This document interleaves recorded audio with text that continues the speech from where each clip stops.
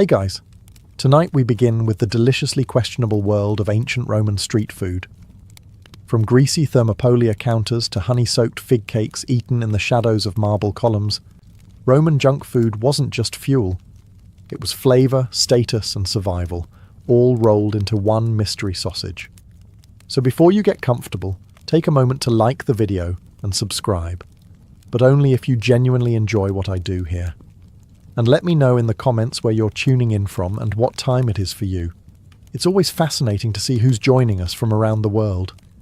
Now dim the lights, maybe turn on a fan for that soft background hum, and let's ease into tonight's journey together. You're trudging through a sun-baked Roman street in your worn-out sandals, your tunic clinging to you in all the wrong places, and you're nursing the kind of headache that only comes from drinking 5 cups of watered-down wine and making bad decisions at the bathhouse. You're not in the mood for a formal meal. You're not about to spit roast a pig or debate olive varieties with your neighbour.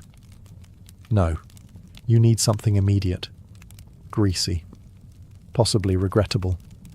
Something that won't ask too many questions, and won't mind if you eat it with one hand while using the other to shoo away pigeons. Enter the Thermopolium, Rome's gloriously chaotic take on a street food joint. Think ancient Taco Bell, but with more marble counters and slightly fewer food regulations. The layout is deceptively simple. Stone counters with circular holes carved into them, each containing a dolia. Large earthenware pots filled with whatever was hot, edible, and survived the morning. No menus, no labels, no real sense of order. Just a bubbling stew of possibility, both literal and gastrointestinal. What's on offer? Fried cheese balls that squeak when you bite them. Questionable sausage links that might be pork, or might be optimism. A mysterious stew that may contain lentils, or may just look like it does. And floating in everything, like a ghost you can taste. Garum, the Roman fermented fish sauce that was somehow both seasoning and social experiment. Cleanliness? Let's not ask. The chef is wearing the same tunic he slept in, and the spoon he's using has seen at least 2 civil wars. But the food is hot, it's salty, and it's got enough calories to get you through another afternoon of not dying in a crowd. Thermopolia were everywhere, especially in Pompeii, where nearly every block had one. Workers, students, wandering poets, and very confused tourists from Gaul all gathered at these counters, trading sesterces for sustenance that was fast, filling, and questionably legal. And sure, it may give you indigestion. But when the choices are a cold onion or whatever's bubbling at the corner stall, you follow your gut and hope it forgives you later. You've left the Thermopolium with your dignity slightly bruised and a lentil stain forming on your toga. You're walking through the forum now, and your stomach makes that ominous noise again. You need a snack, not a meal, just something to chew while pretending to listen to a public orator rant about wheat subsidies. Enter roasted chickpeas, or as they were known in the Roman streets, Cicer arietinum, which sounds fancy, but really translates to rocks pretending to be food. Vendors sold them in clay bowls or little cloth pouches, shouting over each other in a glorious symphony of salesmanship. Hot chickpeas, crunchy chickpeas, chickpeas that may or may not chip your molars. They were roasted over open coals until they reached a consistency somewhere between crisp and gravel. They were salted, heavily, because salt was the Roman answer to everything. Preservation, seasoning, and disguising the taste of regret. And yet, chickpeas were wildly popular. Soldiers munched them on the march. Senators snacked on them between bribes. Children chewed them like they were practicing for adulthood. They were cheap, filling, and didn't spoil easily, which made them ideal for tossing into a satchel, a lunchbox, or at someone's head during a gladiator match. There wasn't a lot of variety, no chili lime flavour, no hummus dip, just a bowl of rock-hard legumes, dusted with salt and occasionally served warm, which was somehow considered a luxury. Of course, the Romans swore they were healthy. Chickpeas were said to promote virility, digestion, and deep thoughts, which sounds suspiciously like something a chickpea vendor made up. But hey, if it helped move product, why not? Every now and then, you'd get a soft one. a little chewy, a little mealy, and for a brief moment you'd think, this isn't bad. Then you'd bite the next one and remember that Roman dentistry was still about 1,000 years away from solving this problem. Still, for a handful of coins, you got a snack that travelled well, lasted forever, and gave you something to do with your mouth during long political speeches. And in Rome, that was worth every cracked tooth. Now your stomach's asking for something different. Maybe sweet, maybe soft, maybe less existentially crunchy. You spot a vendor with a tray of golden spheres glistening in the sun. You approach cautiously, because in Rome, sweet things are often deceptive. He hands you one with a wink and says, "Globuli." What are they? Picture deep-fried cheese balls drenched in honey. And no, this is not a Renaissance fair invention. Globuli were a real Roman dessert snack, made by mixing ricotta-style cheese with flour, forming them into balls, deep-frying them in oil, and then soaking them in honey like they've committed a crime against moderation. They were sweet, savoury, and structurally unstable. Bite into one too fast, and hot cheese would launch in the opposite direction. The honey would glue your fingers together, ensuring the rest of your day involved bees, dogs, or awkward hand gestures at passing senators. But make no mistake, globuli were a hit. The recipe appears in Apicius, the closest thing the Romans had to a cookbook, and they were considered a treat suitable for dinner parties, temple festivals, and impressing anyone you were trying to seduce through sugar. The texture? Think outside. Crispy. Inside, molten cheese lava. Taste?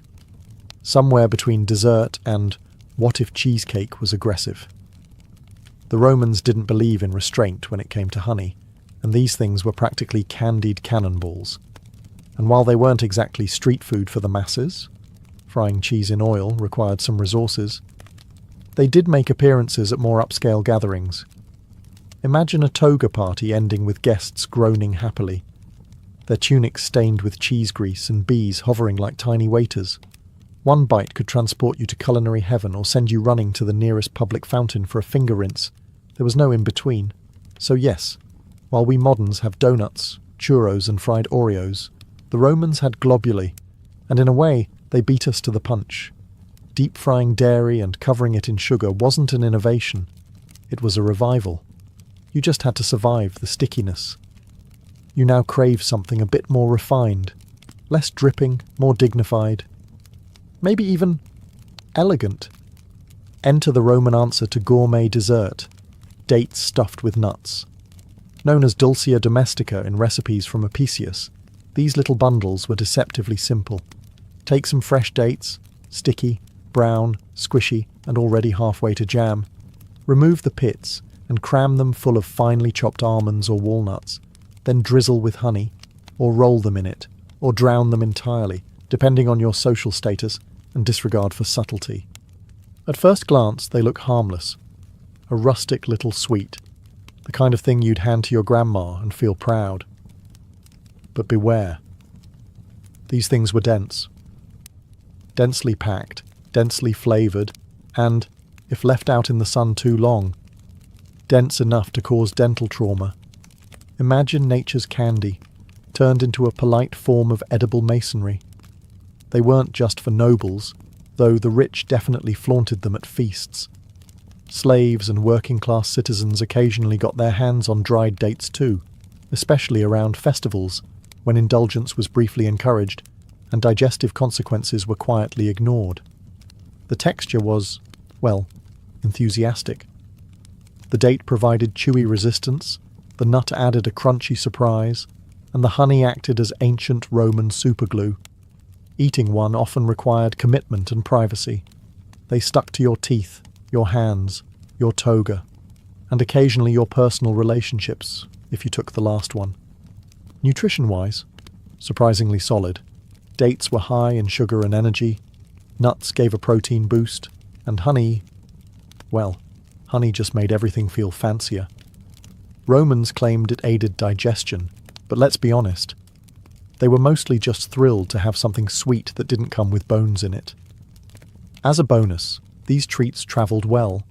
making them the perfect gift, offering, or last-minute apology. Soldiers carried them into battle. Lovers passed them like edible love notes. And if things got rough, they doubled as throwable objects with just enough heft to make your point. In the empire that conquered the known world, this was one of its most beloved desserts, sticky, satisfying, and potentially dangerous. Let's take a sharp turn into the slightly unhinged, because if there's one Roman snack that still raises eyebrows today, it's this one: stuffed dormice. Yes, small, fuzzy rodents with big eyes and an unfortunate tendency to end up on elite Roman dinner plates. Think of it as the original tension between awe and mmm. Now, to be fair, not everyone was out here eating glorified pet hamsters. This was primarily a rich people thing. Ordinary folks stuck with lentils and boiled onions. But if you were part of the Roman upper crust, the toga-wearing, poetry-quoting, villa-owning kind, you absolutely served dormice to guests. Not out of necessity, but because, well, status. The dormice were fattened in little terracotta jars called gliraria, which is basically a mouse-sized gym with no exit. The goal was to make them nice and plump before stuffing them with minced pork, herbs and nuts. Then they were either roasted, dipped in honey, or both. Because why just cross one culinary line when you can sprint past several? Guests would pick them up delicately, as if pretending not to notice the tail still attached. The flavour was described as nutty, but you can bet that's the kind of thing people say to sound cultured. Realistically, it probably tasted like greasy mouse and bad decisions. And the thing is, they weren't even illegal. In fact, dormice farming was regulated. That's how widespread this practice was. The Romans wrote about it, joked about it, even carved them onto fancy mosaics, as if to say, here lies Gaius. He had money, he had mice. But here's the kicker. Despite the weirdness, they were considered delicacies, like the foie gras of the Roman world. Lavish, controversial, and a little morally ambiguous. So why did they eat them? Because they could. Because they wanted to impress people. Because culinary restraint wasn't really in vogue when you ran the Mediterranean. To us, it sounds horrifying. To them, it was finger food with flair. And in a culture where eating flamingo tongues wasn't even the weirdest part of the menu, a crispy honey-glazed dormouse was practically tame. Naturally, you deserve something comforting, something golden, something that doesn't look back at you. Enter the honey cake, or as the Romans knew it, libum. Now, to be clear, these weren't your modern soft, fluffy sponge cakes. No one was Instagramming slices of these. Roman honey cakes were dense, weighty, more like a sweet brick than a dessert. And they came in all shapes and levels of chewiness, ranging from pleasantly spongy to requires a dagger. The classic libum recipe, cheese, flour and egg mixed into a thick dough, shaped into a tidy little loaf, and baked on a leaf. Because if you're not baking on foliage, are you even Roman? Once baked, they were drenched in honey, not drizzled, not glazed, drenched. The kind of soak that ruins tunics and friendships when there's only one slice left. Honey was liquid gold in Rome. It was a sweetener, a preservative, a skin ointment, and apparently the answer to, what should we dump on this questionable cake? The result was a sticky, slightly sour, cheesy sweet treat that clung to your fingers and social reputation alike. They were served at religious festivals, family gatherings, and offerings to the household gods, which meant that, occasionally, your breakfast pastry was also a spiritual sacrifice. No pressure. And just like every other Roman dish, there were class layers baked in. Poorer families might use barley or rye, skip the cheese, and use a splash of diluted honey. A cake in technicality only. The rich, of course, added nuts, spices, and enough honey to drown a centurion. But here's the kicker. They were beloved. The kind of thing people remembered from childhood, fought over at banquets, and hoarded like bees in togas. They weren't fancy. They weren't pretty. But they were sweet, sticky, and capable of triggering property disputes. Imagine waking up in ancient Rome. The streets are already noisy. Your neighbour is shouting about overdue amphorae, and your head is pounding from last night's 1 cup of diluted wine that turned into 4. You're groggy, broke, and late. Naturally, you reach for breakfast, but not eggs, not fruit, not even a proper meal. No, you're going with the classic Roman start to the day, stale bread soaked in wine. Yes, it was a thing. Romans called it sopium vinum, which sounds like a spell, but just means bread in wine. Essentially, you took old hardened bread, because fresh bread was either expensive or mysteriously missing, tore it into chunks, and drowned it in whatever wine-like substance was lying around. It wasn't luxurious. It wasn't pretty. It was Roman cereal, minus the milk, sugar, and joy. But it got the job done. The wine softened the rock-hard bread just enough to make it chewable. Red or white didn't matter. If it had fermented grapes in it and was vaguely liquid, it was going in. Occasionally, people added herbs or honey, but that was for special occasions, or if you were trying to impress someone who'd already seen you eat dormice. It was a breakfast of necessity and efficiency. Farmers ate it before a day in the fields. Labourers ate it before hauling bricks in the sun. Philosophers ate it while pretending not to cry in public. If coffee jumpstarts modern civilization, this was Rome's lukewarm wine-flavoured equivalent. Of course, the elite mocked it, while secretly indulging in their own versions using aged wine, honeyed bread, and the smug expression of someone pretending to slum it for the experience. But for the average Roman, this was the real start to the day. And here's the twist. Sometimes it wasn't even breakfast. Some people just dipped bread in wine constantly. During meals, during speeches, during casual eavesdropping in the forum. It was a food, a drink, and a lifestyle choice. Was it nutritious? Barely. Was it dignified? Not especially. But it was soft, cheap, and soaked in alcohol, which, in ancient Rome, qualified as a win. Ah, sausages. Humanity's age-old solution to the eternal question, what do we do with the leftover bits? And nowhere was this meat-wrangling more enthusiastically embraced than in ancient Rome, where sausage-making was less about recipes and more about pushing the boundaries of what could legally be considered food. The Roman version, Lucanica, a sausage named after the region of Lucania, though by the time it hit the stalls of Rome, nobody really cared about geography. What they cared about was that it was salty, greasy, spicy, and suspiciously chewy. Ingredients? Well, that's where things get exciting. Lucanica was often a delightful mystery of pork trimmings, liver, lungs, heart, and possibly things best left undocumented. Seasoned with pepper, cumin, fennel seeds, and a dash of bravado, it was then stuffed into an intestine casing and grilled, fried, or smoked to mask the existential horror within. And Romans loved them. Street vendors grilled them openly on small braziers, releasing clouds of meaty perfume into the already chaotic city air. People would line up, toga askew, coins in hand, waiting for their hot, greasy fix. Athletes ate them for energy. Philosophers ate them and then questioned their own ethics. Children begged for them and immediately regretted it. Of course, sausage quality varied wildly. The ones at imperial feasts might be finely ground and delicately spiced. The ones on the street? Let's just say the less you asked, the happier you were. There were rumours of donkey bits, maybe dog, certainly organs you've never seen on a butcher's chart. Storage was also optimistic. Refrigeration didn't exist, and smoking meat was more art than science. So some sausages aged like fine wine. Others aged like something you'd report to the authorities.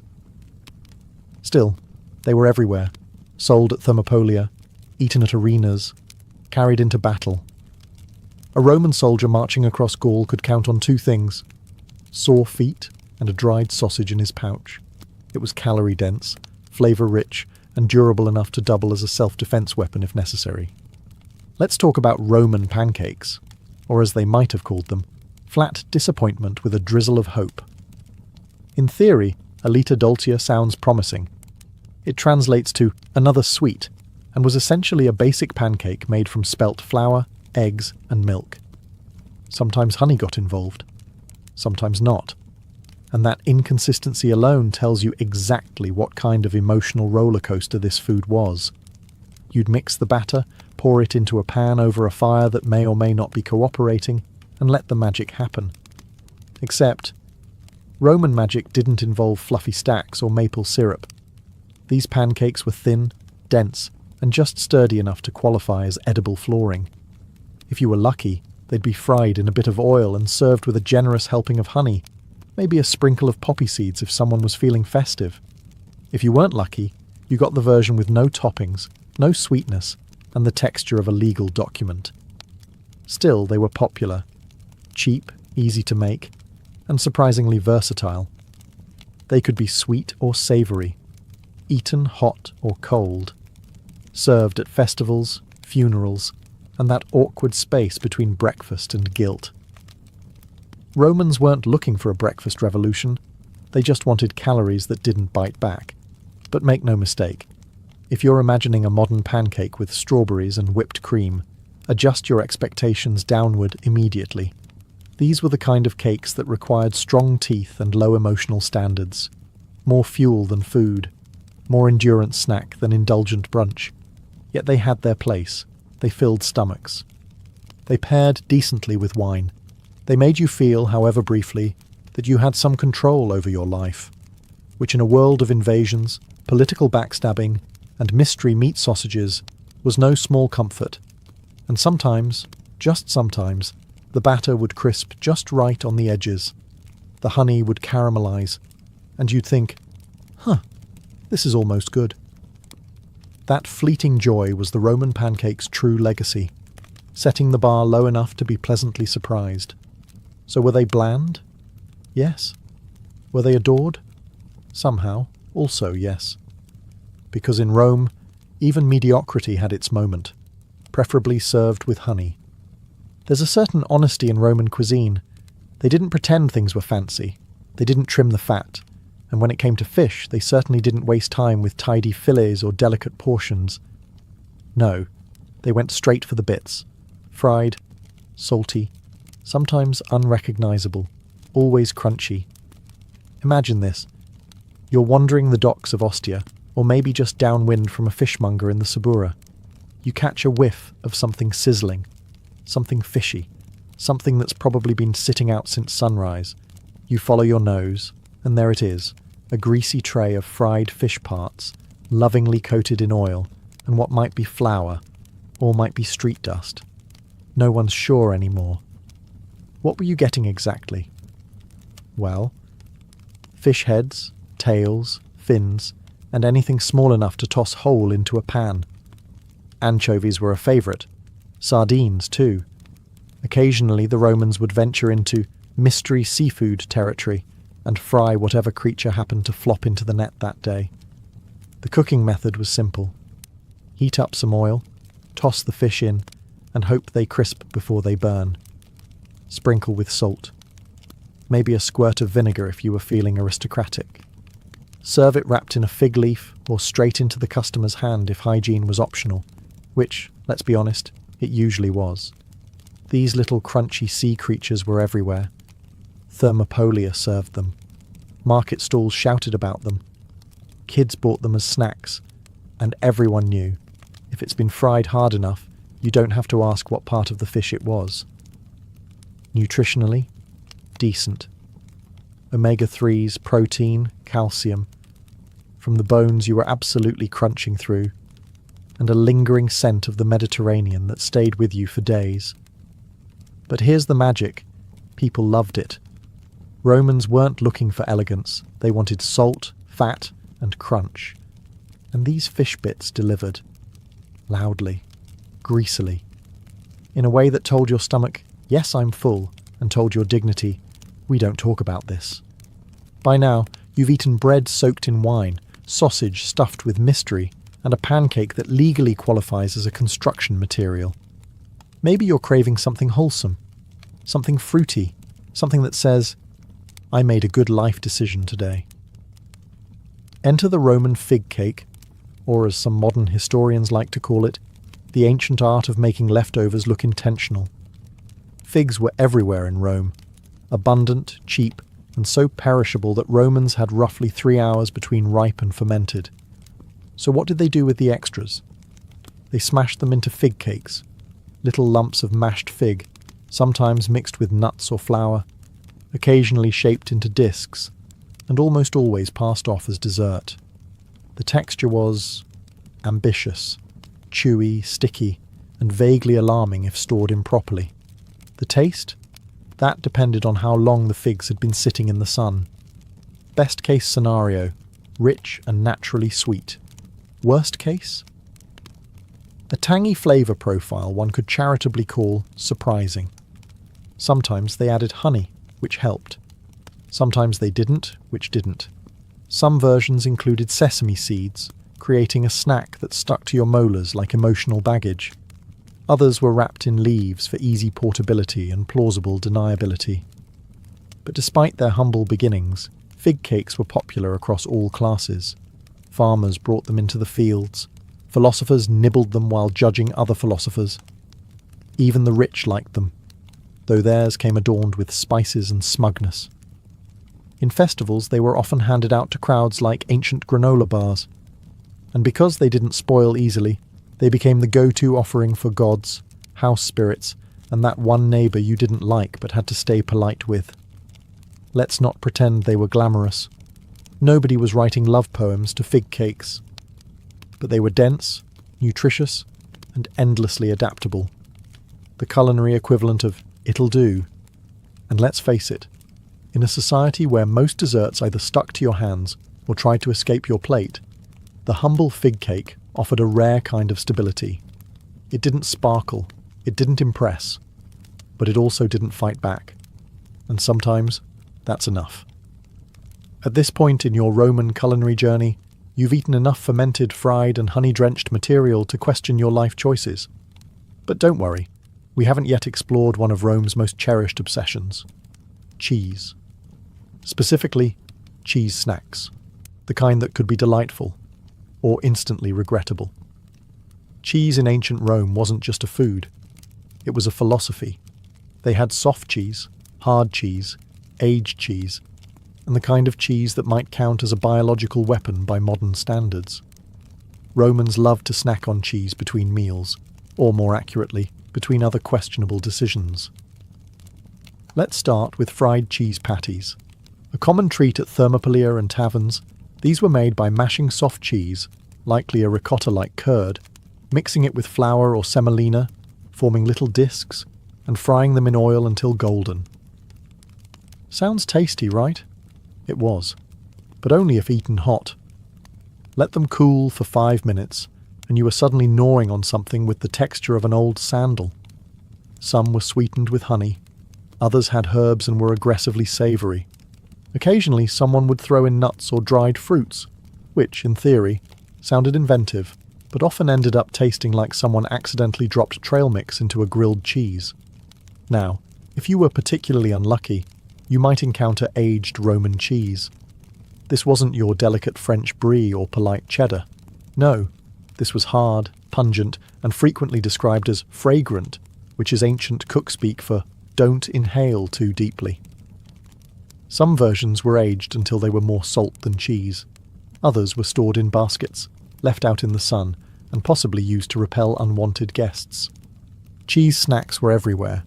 Served to soldiers, offered at festivals, even gifted during Saturnalia, because nothing says, "I appreciate you," like a block of dairy that could double as a paperweight. They were filling, cheap, and impressively shelf-stable, assuming you didn't mind them fighting back. But for all their inconsistencies, the Romans adored cheese snacks. They were comforting, portable, and only occasionally threatening. In short, they were the mozzarella sticks of the ancient world, just without mozzarella, or sticks. Some civilizations have ketchup, others have hot sauce. Ancient Rome, they had garum, the fermented fish sauce that somehow ended up on, in, or near just about every edible object in the empire. Let's be clear, garum was not subtle, it was not elegant. It was not something you lightly drizzled. It was fermented fish juice, made by stuffing fish guts into clay pots, adding copious salt, and then leaving the entire mixture to sit in the sun until it stopped screaming. The result?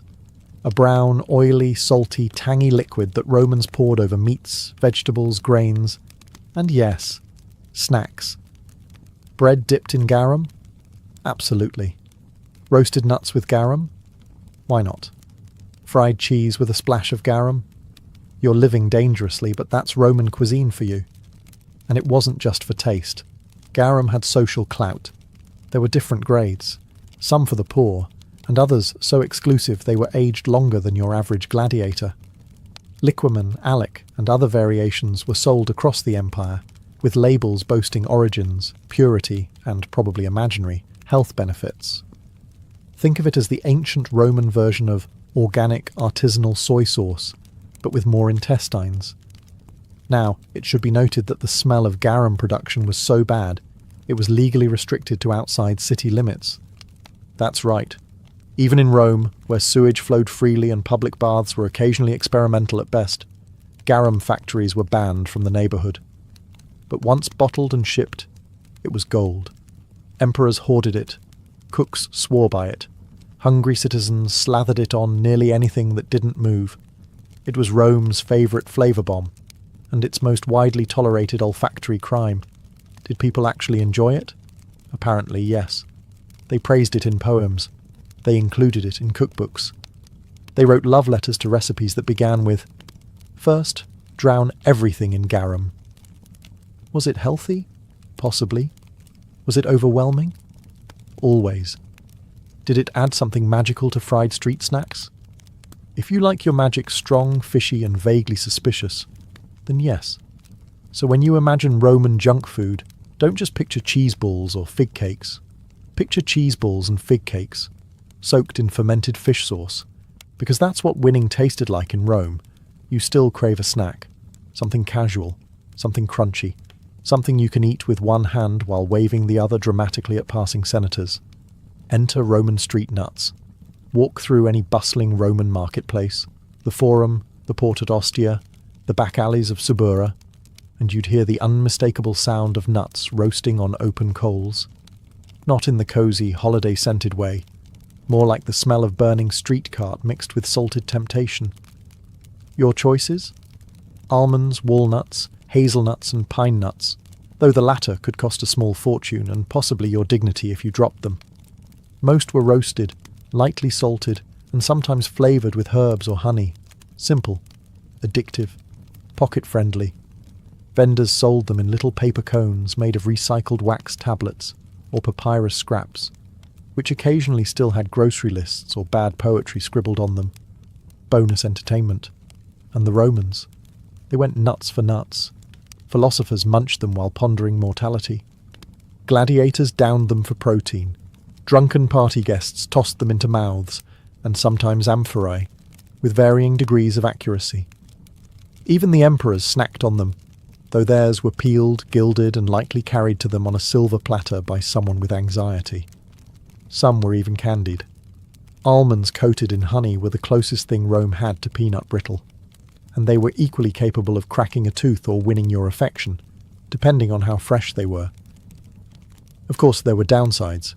Overeating nuts, especially the garum-dusted kind, could lead to indigestion, social consequences, and dramatic readings of your last will and testament.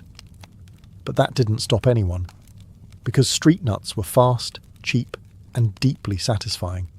They were the original Roman vending machine. Insert a coin, receive crunchy joy.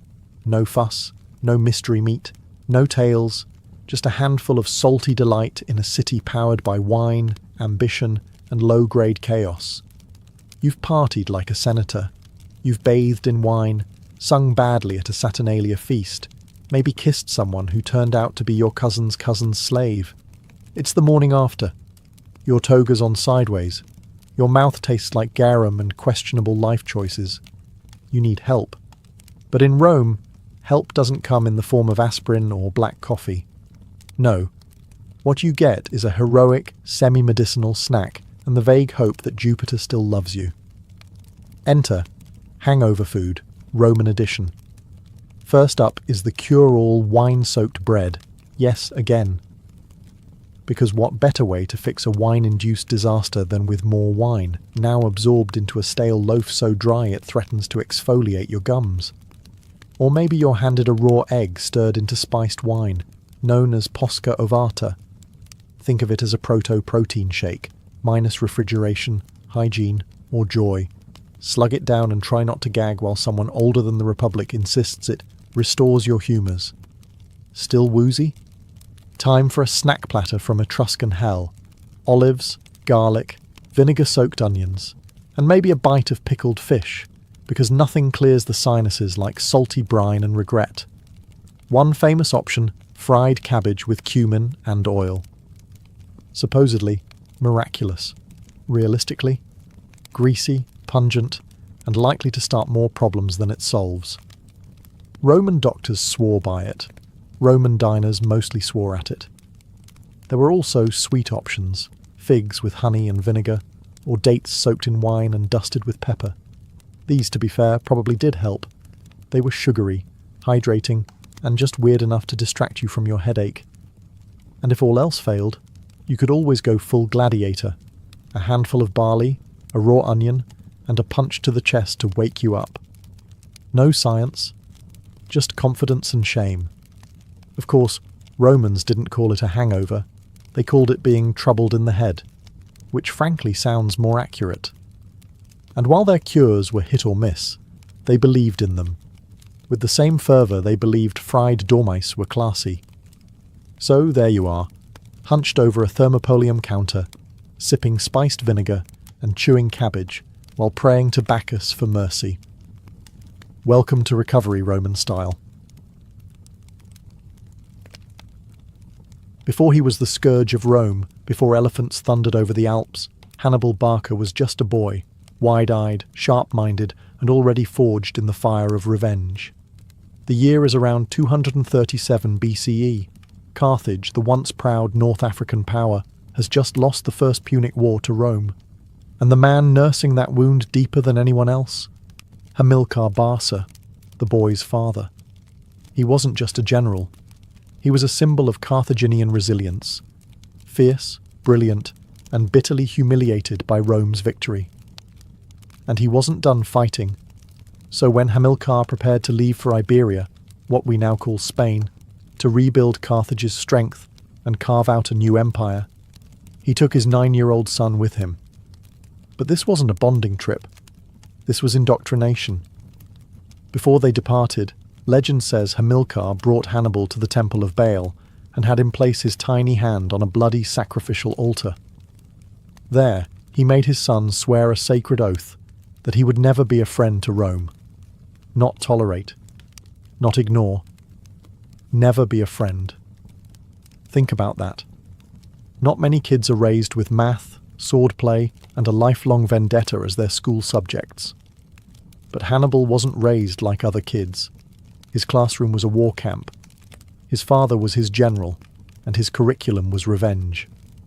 As they marched into Iberia, Hannibal watched and learned.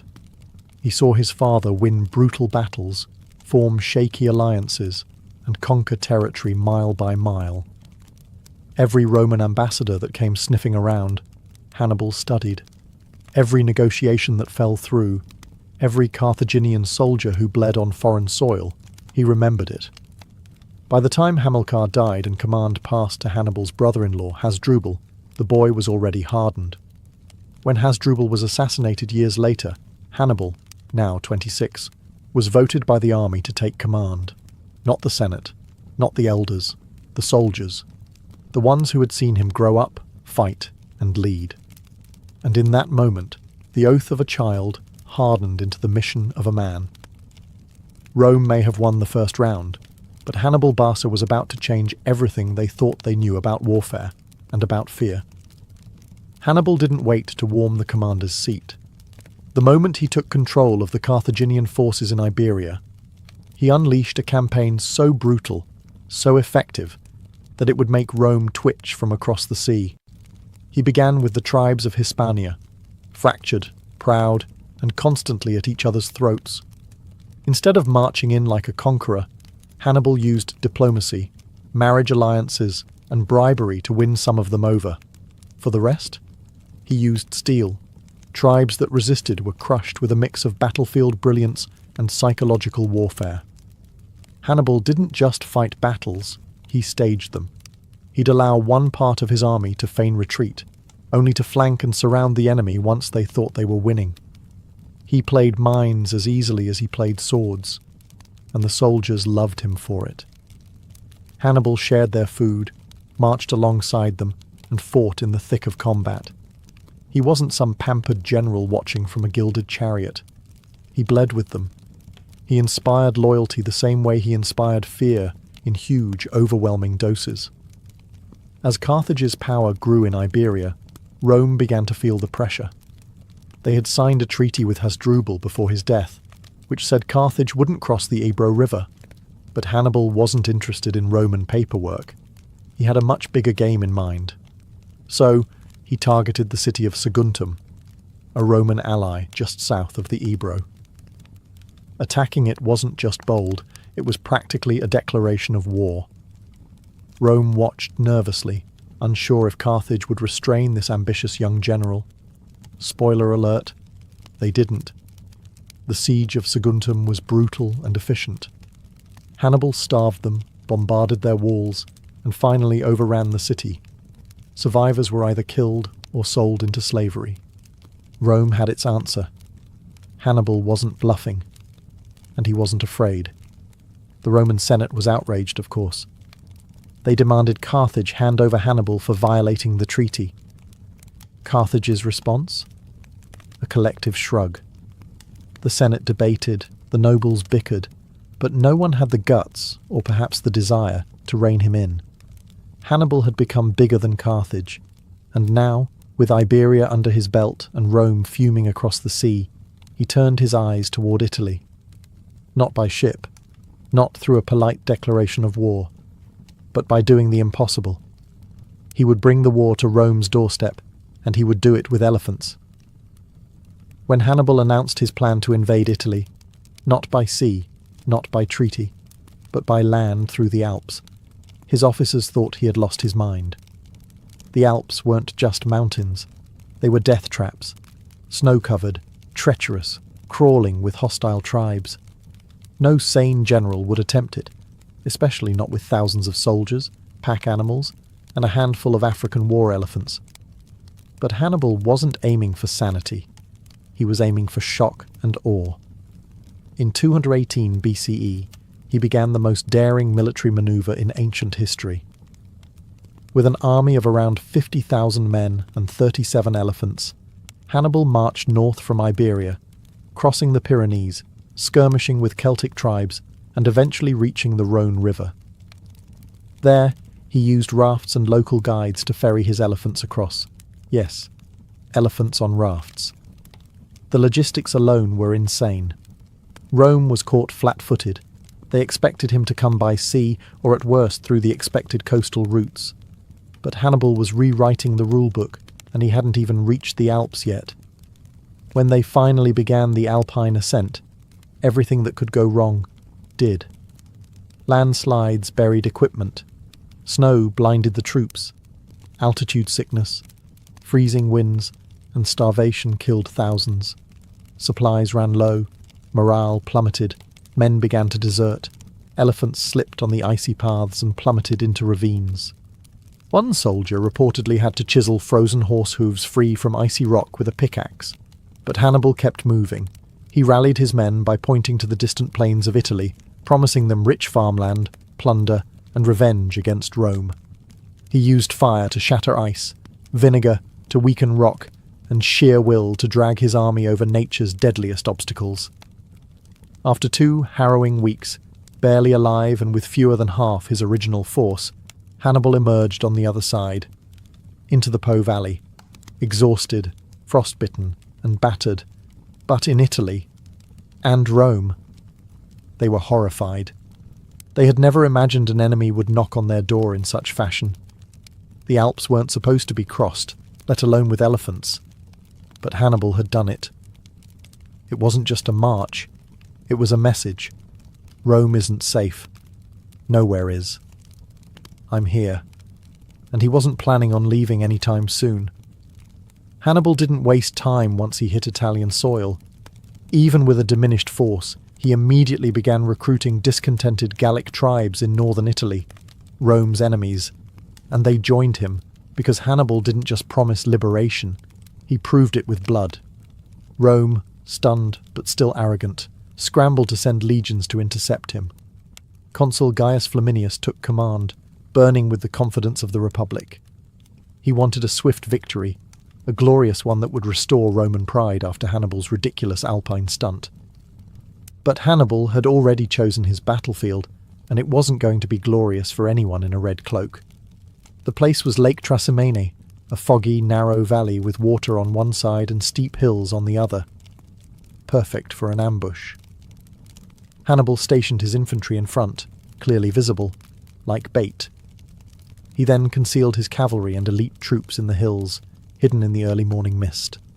On June 21st, 217 BCE, Flaminius charged in, eager, overconfident, and completely blind to what was coming. As the Romans advanced into the trap, Hannibal sprang the jaws shut. His troops exploded from the hills, slamming into the Roman flanks. Cavalry cut off retreat.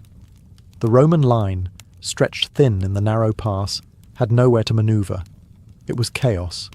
Roman soldiers drowned in the lake, were trampled trying to flee, or slaughtered where they stood. Flaminius himself was cut down trying to rally his collapsing army. In just a few hours, 15,000 Romans were dead, thousands more captured. And Hannibal? He didn't lose a single officer. The ambush at Lake Trasimene became the largest and most successful ambush in military history. Rome panicked, streets filled with screams and prayers. Mothers wept. The Senate, in despair, appointed a dictator, Quintus Fabius Maximus, to deal with the crisis. But Hannibal wasn't finished. He had invaded their land, annihilated their legions, and now he roamed Italy like a ghost, impossible to catch, devastating everything in his path. Yet, even after this disaster, Rome refused to negotiate. That was fine with Hannibal. He didn't want peace. He wanted to humiliate them in the one place they thought themselves invincible, on the battlefield, at the heart of their empire. And his deadliest masterpiece was still to come. If Lake Trasimene was Hannibal's masterpiece of ambush, then Cannae was his symphony of annihilation. By 216 BCE, Rome was done playing cautious. No more waiting. No more defensive strategies. They massed the largest army they had ever fielded, around 80,000 men, under the command of consuls Lucius Aemilius Paulus and Gaius Terentius Varro. Twice the size of Hannibal's army. They weren't planning to outwit him. They were planning to crush him with sheer force. Hannibal knew it, and he smiled. He chose the battlefield, a wide plain near the town of Cannae in southern Italy, perfect for cavalry movement and manoeuvring. Then he arranged his troops in a deceptively simple formation. His weakest infantry, mostly Gauls and Spaniards, formed a shallow crescent at the centre. His stronger African infantry waited on the flanks. His cavalry, his real hammer, flanked even wider on both sides. The trap was set. On the morning of battle, the Romans advanced in a dense, powerful column, eager to punch straight through Hannibal's centre. And they did.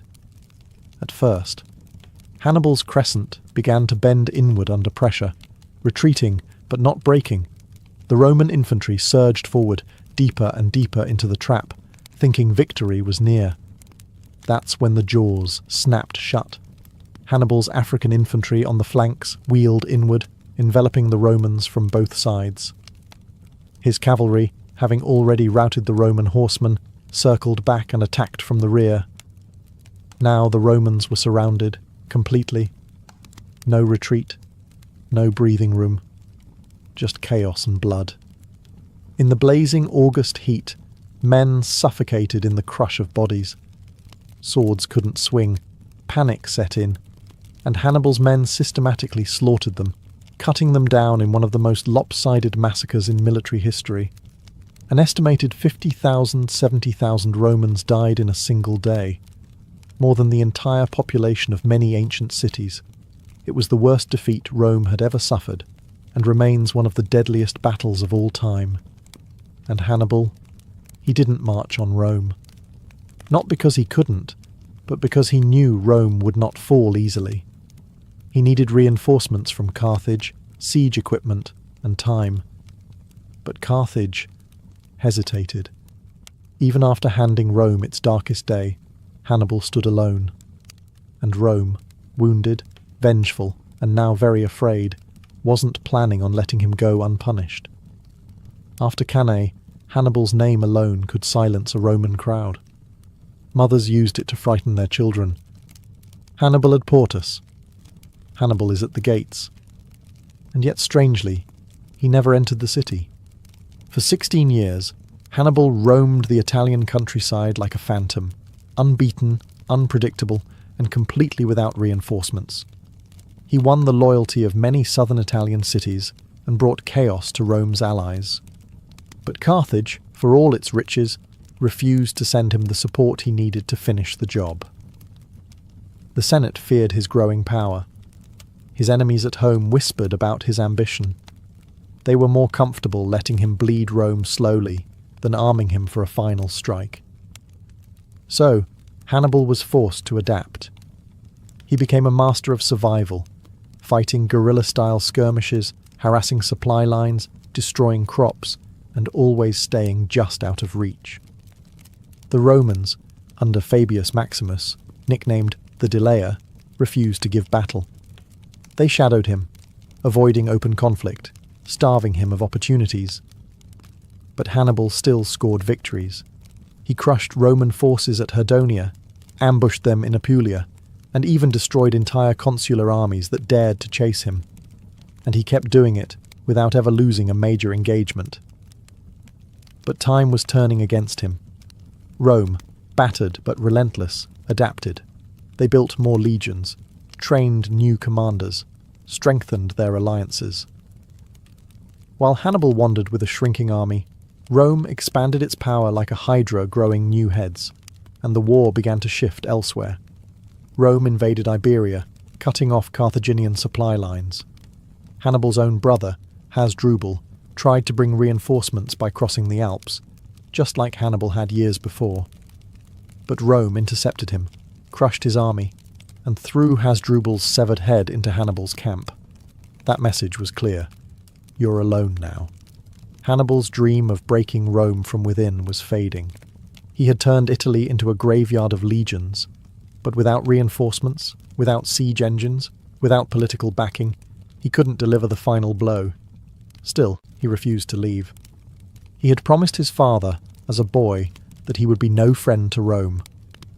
And he kept that promise every year he remained on their soil. But soon, Rome would come knocking. Not in Italy, but on Carthage's own shores.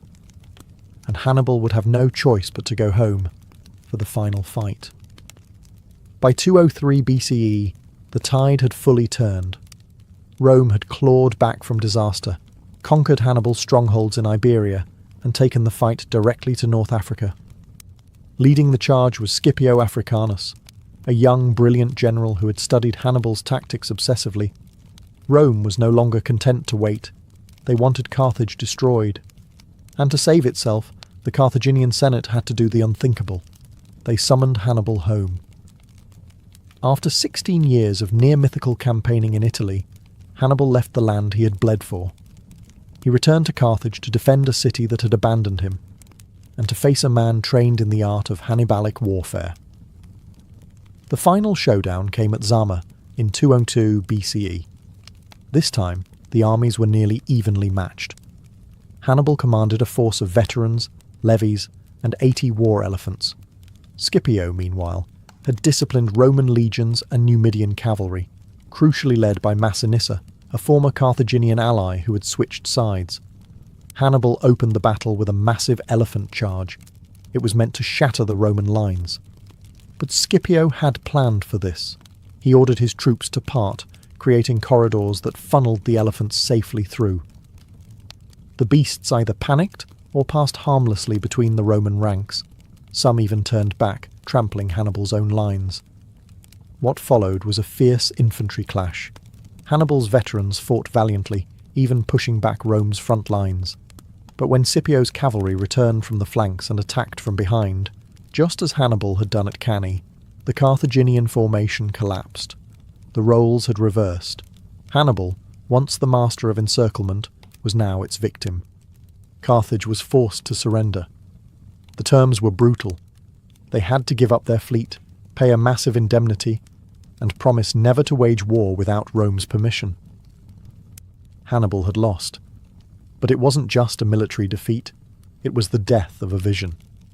His lifelong mission, to break Rome's grip on the Mediterranean, was shattered in the North African dust. Yet even in defeat, Rome didn't kill him. They feared him too much to make him a martyr. Instead, they let him live, knowing full well they hadn't seen the last of him. Because Hannibal Barca wasn't done making history. Not yet.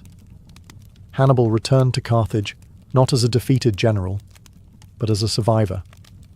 While Zama had broken Carthage militarily, Hannibal still commanded immense respect. The people saw him not as the man who lost the war, but as the man who nearly won it against impossible odds. So, what did Hannibal do? He reinvented himself. He became a politician. Yes, the man who had once commanded elephants through the Alps now sat in the Carthaginian Senate, rooting out corruption, reforming finances, and trying to repair the shattered state. He slashed taxes, paid off debts, and revitalized Carthage's economy, quickly gaining a reputation as a brilliant, if unpopular, reformer. But Rome wasn't watching from the sidelines. They feared Hannibal's mind more than his sword. A strong Carthage, even a peaceful one, was a threat if Hannibal was at the helm. So Rome accused him, falsely, of conspiring with enemy states. Cornered once again, Hannibal fled. Thus began his second life, the life of a hunted exile. He wandered from court to court, offering his military genius to foreign kings. First to Antiochus III of the Seleucid Empire, Rome's newest rival. Hannibal tried to rally them for another great war, but Antiochus ignored much of his advice, and lost spectacularly. Rome's influence only grew. After Antiochus's defeat, Hannibal kept running. He became a ghost drifting through Asia Minor, pursued constantly by Roman envoys who demanded his surrender at every port. And yet, wherever he went, he left whispers, stories, fear. The name Hannibal still sent chills down Roman spines. Despite his defeats, he remained a symbol of defiance, a one-man rebellion against imperial arrogance. He couldn't raise new armies. He had no homeland, no power, just a brilliant mind, a long shadow, and enemies who never stopped watching him. By now he was in his 60s, grey-haired, worn thin by decades of war and exile. But even then, Hannibal remained sharper than most living generals, and Rome still wasn't satisfied. They wanted him erased, not just from politics or the battlefield, but from the story. So they came for him one final time, and Hannibal, true to character, would not let them have the satisfaction. By the early 180s BCE, Hannibal had become a living legend and a liability, not just to Rome, but to every kingdom that dared to shelter him. He was now hiding in Bithynia, a small kingdom in Asia Minor, ruled by King Prusias III. Hannibal, ever the strategist, helped the king win a naval battle using a trick straight out of his playbook. Catapults loaded with clay jars filled with venomous snakes, launched onto enemy ships to sow chaos and fear. Even in his final years, his mind was still 2 moves ahead. But Rome didn't care about snake jars. They wanted Hannibal gone, forever. They pressured Prusias, sent emissaries, and made threats. Eventually, word reached Hannibal that his sanctuary had been betrayed. Roman agents were closing in on the villa where he was hiding. He didn't run this time. According to legend, Hannibal had long kept a vial of poison hidden in a ring, carried with him as insurance. If Rome ever cornered him like an animal, he would go out on his own terms. Now, the moment had come. He reportedly wrote a short message before taking the poison. "Let us relieve the Romans from their long anxiety, since they think it too tedious a task to wait for an old man's death." Just like that, it was over. Hannibal Barca, Rome's greatest nightmare, died not on a battlefield, but in a foreign land, hunted, exiled, and alone. And yet, even in death, Rome couldn't bury him. They destroyed his city, razed Carthage decades later in the Third Punic War, and salted its earth. But they never forgot him. Centuries later, Roman historians, men who should have hated him, wrote about his brilliance with awe. He had led from the front, fought against overwhelming odds, and outwitted every Roman general sent to kill him. He crossed the Alps with elephants, devastated Italy for years, and gave the greatest military machine in history a fear it would never shake. And he did it all while staying true to one thing, his boyhood oath, to never be a friend to Rome. Even in exile, even in death, Hannibal won a different kind of war, the war for legacy. And in that war, he remains undefeated. Every autumn in ancient Greece, a strange transformation would grip the land between Athens and the small town of Eleusis. Roads filled with chanting pilgrims, smoke and incense drifted through the hills, and somewhere in the darkness, under torchlight and secrecy, something sacred and forbidden took place. This was the Eleusinian Mysteries, the most famous and mysterious religious festival of the ancient world. It wasn't just a celebration. It was a spiritual initiation. And unlike the rowdy Dionysian orgies or the public pomp of Olympic festivals, this one came with rules. Ironclad rules. Break the silence, speak of what happened inside the sacred hall, and you could be executed. The core of the festival centered around Demeter, the goddess of the harvest, and her daughter Persephone. According to myth, Persephone was kidnapped by Hades, god of the underworld. Demeter, devastated, caused the world's crops to wither in mourning. Eventually, a deal was struck. Persephone would spend part of the year underground and part above. This myth became a powerful metaphor for the agricultural cycle. Death and rebirth, decay and renewal. But the mysteries weren't just agricultural. They were cosmic. To the Greeks, this wasn't just about farming. It was about the fate of the soul. Participants, known as maistai, underwent a multi-day journey. They fasted. They bathed in the sea. They carried sacred objects. And then, at Eleusis, they entered the telesterion, a great hall where the innermost rites took place. What exactly they saw or experienced inside is still debated. Some think it involved a symbolic reenactment of Persephone's return. Others believe it was a visionary experience, perhaps aided by a hallucinogenic potion called Kykion. Whatever it was, it left people changed. From emperors like Hadrian to philosophers like Plato, many of the greatest minds of antiquity went through the Eleusinian Mysteries and emerged convinced that death was not the end. This was religion not as obedience, but as transformation, a sacred encounter with the cycles of life, loss, and renewal. And for over 1,000 years, the Eleusinian Mysteries endured, longer than most empires. Until one day, Christianity rose, the old gods were outlawed, and the secrets of Eleusis were buried forever. No one ever broke the vow of silence. And so, the mystery lives on. While Greece cloaked its sacred rites in mystery, ancient Egypt preferred something far more spectacular, public religion on parade, and no festival embodied this more than the Opet Festival. Held annually in the grand city of Thebes, the Opet Festival was one of the most magnificent religious events in ancient Egypt. Its purpose? To rejuvenate the pharaoh's divine essence and reaffirm his sacred bond with the gods, especially Amun-Ra, the chief deity of Thebes. It began at the colossal temple of Karnak, home to the mighty god Amun, his wife Mut, and their son Khonsu, the Theban triad. Priests carried their sacred statues, sealed within golden shrines, onto ceremonial boats called barks. These weren't ordinary boats. They were massive, gilded, and often carried on the shoulders of dozens of priests through the streets.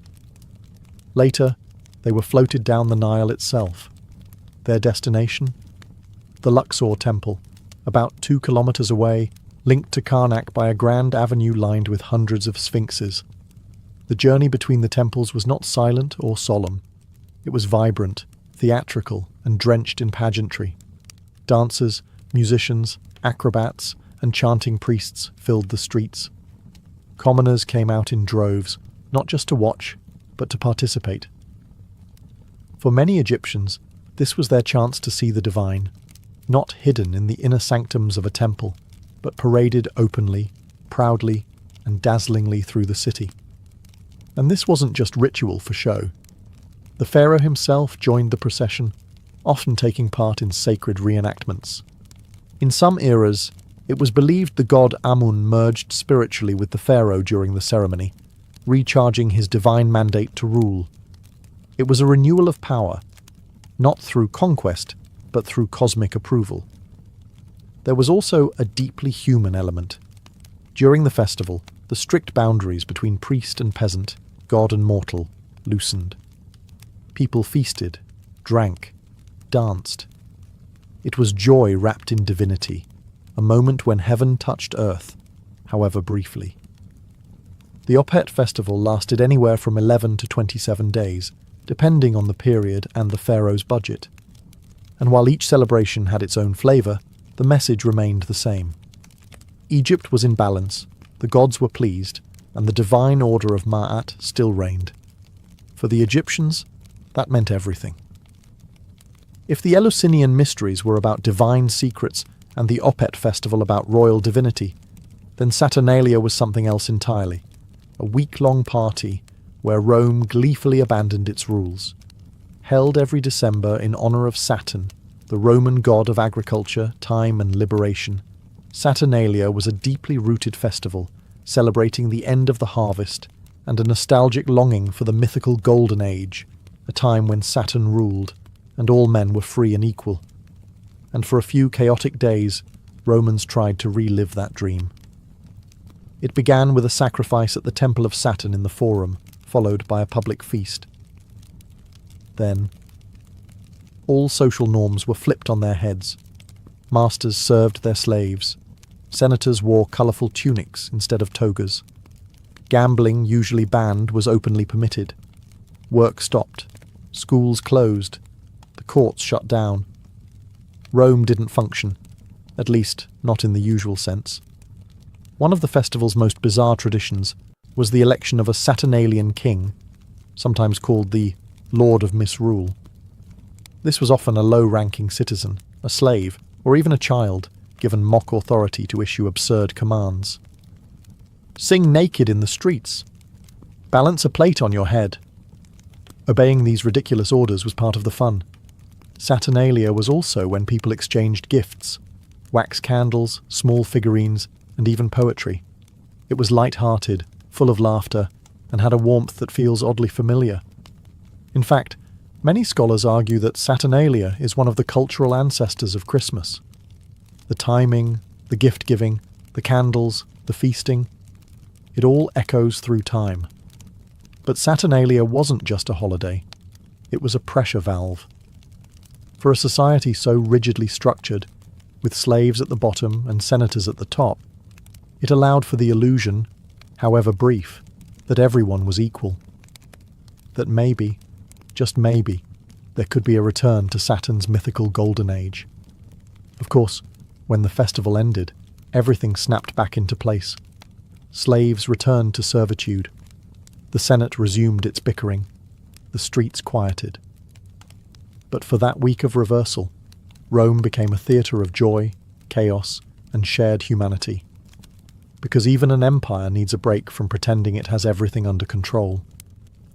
Long before alarm clocks and New Year countdowns, ancient Persians were already celebrating a festival of rebirth, balance, and fire, one that still survives today. Novruz, the Persian New Year. Rooted in Zoroastrianism, one of the world's oldest monotheistic religions, Novruz wasn't just about turning a calendar page. It marked the spring equinox, a moment when day and night are perfectly balanced. To Zoroastrians, this balance reflected the eternal struggle between Ahura Mazda, the force of light and order, and Angra Mainyu, darkness and chaos. Nowruz symbolized victory of light over dark, of cleanliness over corruption, and hope over despair. Preparation began weeks in advance. Homes were swept, walls washed, debts settled. This wasn't just spring cleaning, it was a spiritual purge. Everything dirty or chaotic had to go. Fires were lit in courtyards and along city walls. On the eve of the new year, people would leap over flames, shouting, "Give me your red colour, take away my sickness." The fire, sacred in Zoroastrian belief, wasn't just heat and light, it was purification. Then came the Haft scene table, an altar-like arrangement of 7 symbolic items beginning with the Persian letter S. Sabzeh, sprouted greens for growth, seer, garlic for protection, senjed, dried fruit for love, serke, vinegar for wisdom, and more. Each item represented a moral or cosmic value. Temples, called fire temples, held special ceremonies during this period. Zoroastrian priests in white robes chanted hymns from the Avesta, their holy texts, and offered fragrant woods to the ever-burning sacred flame. For believers, it was a time to reflect, to realign with truth, Asha, and to embrace the turning of the cosmic wheel. But Nowruz wasn't just solemn, it was joyous.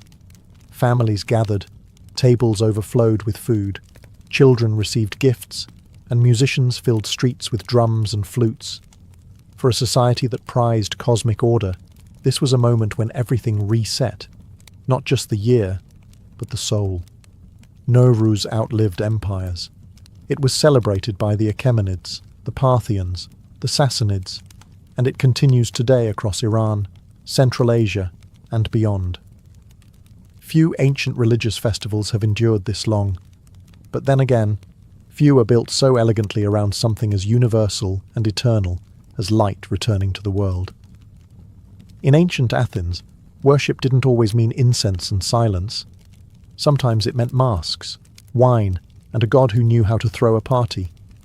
Dionysus, god of wine, fertility, theatre, and sacred madness. And no festival captured his chaotic brilliance like the Great Dionysia. Held every spring, this festival wasn't some fringe cult celebration.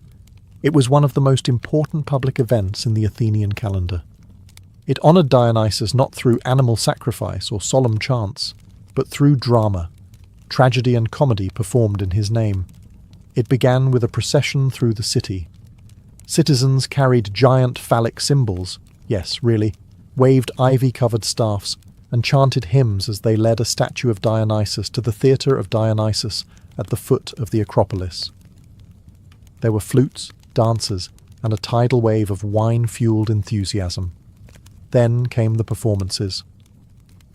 Over several days, playwrights competed in a sacred contest, presenting 3 tragedies and 1 satyr play each. These weren't casual shows. They were state-sponsored events, judged by elite citizens, and watched by up to 15,000 people at a time. Attendance was civic duty. Even prisoners could be released on bail to attend. The themes: gods, fate, hubris, revenge, war, and suffering. Aeschylus, Sophocles, Euripides. These masters told stories that ripped the soul open. Imagine watching Oedipus discover he married his mother with your neighbours beside you, gasping in horror. It wasn't just entertainment, it was ritual catharsis. And after the tragedies came the comedies, raunchy, political, and often absurd. Aristophanes used them to mock politicians, question war, and skewer society itself. Nothing was off limits. But at its core, Dionysia was about more than theatre. It was about stepping out of yourself, about breaking down the masks society forces us to wear, and putting on literal ones to explore truths we couldn't otherwise say aloud. It was madness with meaning. Dionysus wasn't a calm, orderly god. He was wild, untamed, a bridge between civilization and its primal roots. The Dionysia gave space for that side of humanity to breathe, shout, laugh, and grieve. For the Athenians, this wasn't escape. This was religion. A mirror held up to the soul, with a wine cup in hand, and the god of ecstatic transformation watching from the wings. Among ancient religious festivals, few are as raucous, theatrical, and subversively spiritual as Purim, a Jewish holiday that's part survival story, part political satire, and all about divine irony. Purim commemorates the events told in the Book of Esther, set in the Persian Empire under King Ahasuerus, likely Xerxes I. The plot sounds almost like a drama from the Great Dionysia. A Jewish girl named Esther becomes queen, hides her identity, and eventually risks her life to stop a genocidal plot by the king's advisor, Haman, to annihilate the Jews. She succeeds. Haman is hanged on his own gallows, and the Jewish people are saved. It's a story about reversal of fate, the hidden workings of providence, and the power of courage. But unlike solemn religious festivals, Purim is pure, unfiltered joy, a celebration of survival that leans into laughter and liberation. The festival begins with the public reading of the Megillah, Book of Esther, often performed like a comedic play. Every time Haman's name is mentioned, the crowd drowns it out with graggers, noisemakers, booze, and shouting. Children dress up as Esther, Mordecai, or even Haman. Costumes and chaos are encouraged. Then come the commandments of celebration, feasting with lavish meals, gifting food to friends, giving to the poor, and most famously, drinking until you can't distinguish between blessed is Mordecai and cursed is Haman. Yes, that's actually written in the Talmud, but behind the festivity lies something profound. Unlike other Jewish holidays, God is never mentioned by name in the Book of Esther, not once. It's the only book in the Hebrew Bible with that distinction. This absence forces readers to look for hidden divine intervention, a lesson in faith without direct revelation. Purim teaches that even when miracles don't look like parted seas or fire from heaven, they can still unfold behind palace doors through courage, risk, and unlikely heroes. So people celebrate with parody, masks, satire, and storytelling. They laugh in the face of death. They mock the villain. And in doing so, they affirm something deeply spiritual. Survival is sacred, and joy is resistance. In the misty hills and forested valleys of ancient Ireland, the beginning of August marked a sacred and deeply communal event. Lugnasad, pronounced Lunasar, the Celtic festival honouring Lugh, the god of light, craftsmanship, and war. Unlike the grand temple festivals of Rome or Egypt, Lugnasad was celebrated outdoors, on hilltops, in fields, and by sacred wells. It wasn't about imperial spectacle. It was about the land, the harvest, and the fragile bargain between humans and nature. Lugh, the namesake of the festival, was a solar deity, a shining warrior and master of all arts. But Lugnasad wasn't just about worshipping him directly. According to myth, Lugh held the first festival to honour his foster mother, Tailtiu, who died from exhaustion after clearing the plains of Ireland to make way for farmland. In her honour, people gathered to give thanks for the first grain harvest and to ensure the earth would continue to provide. So how did they celebrate? It started with a ceremonial cutting of the first sheaf of grain, followed by offerings to the gods and spirits of the land. This wasn't just symbolic. If the harvest failed, winter would be cruel. Gratitude and ritual were a form of spiritual insurance. But Lugnasad was also a social explosion. People travelled for miles to participate in fairs, markets, competitions, and athletic games, often referred to as the Tail Tien Games, a kind of mystical precursor to the Olympics. Contests included running, wrestling, horse racing, and even feats of poetry and storytelling. It was also a prime time for trial marriages. Couples could commit to a union that lasted a year and a day. If it didn't work out, they could walk away, literally, by standing back to back and walking in opposite directions. The gods, apparently, had no issue with prenups. There were bonfires, feasting, and dancing on sacred hills. But always, beneath the revelry, was a humbling awareness. Nature gives, and nature takes. Lugnasad was both a celebration and a warning, a time to enjoy the first fruits, but also to begin preparing for darker days ahead. In a world ruled by seasons, this festival marked the shift from sunlight to shadow. The wheat was in hand, but winter was already watching.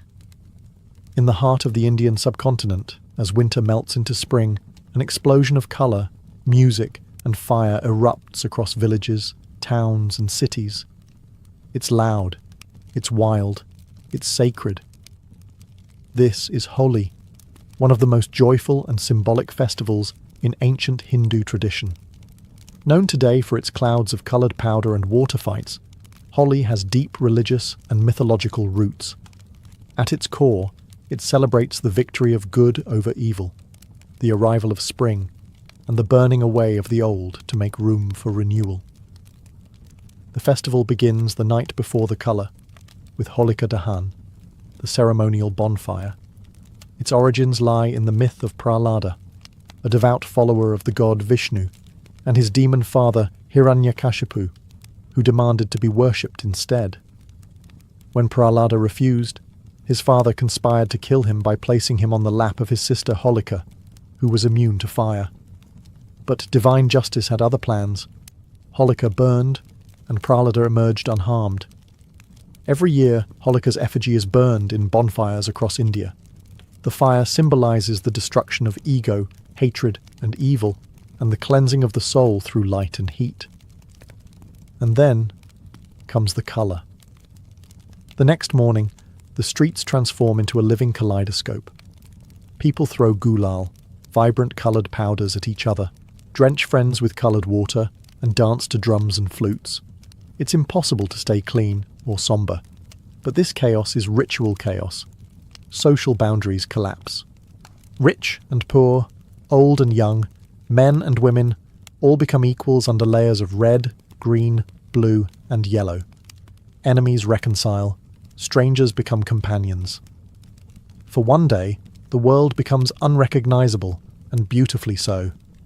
Holi also connects to the legend of Krishna and Radha, where Krishna, self-conscious about his dark skin, playfully smeared colour on Radha's fair face. Their divine romance became an eternal metaphor for playful love and divine unity. That's why Holi isn't just fire and purification. It's flirtation, joy, and affection. Underneath the celebration is a spiritual message, the cycle of seasons, the resilience of the soul, and the beauty in embracing impermanence. Because after the flames die down and the colours fade from your skin, what remains is the lesson Holi was always trying to teach. Light returns. Joy is sacred. And rebirth is always just around the corner. Amid the thunder of Roman armies and the pomp of imperial parades, there existed a ritual so secret, so exclusive, that even Rome's most powerful men were banned from attending.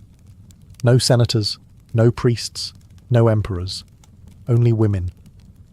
This was the festival of Bonadea, the good goddess. Held each December at the home of Rome's highest magistrate, the festival was both religious and mysterious. It honoured a goddess associated with fertility, healing, chastity, and the earth, but her exact origins and functions remain elusive. And that's by design. Everything about Bonadea was cloaked in feminine secrecy. The rites were conducted by the Vestal Virgins, Rome's most sacred priestesses, and attended only by elite Roman women.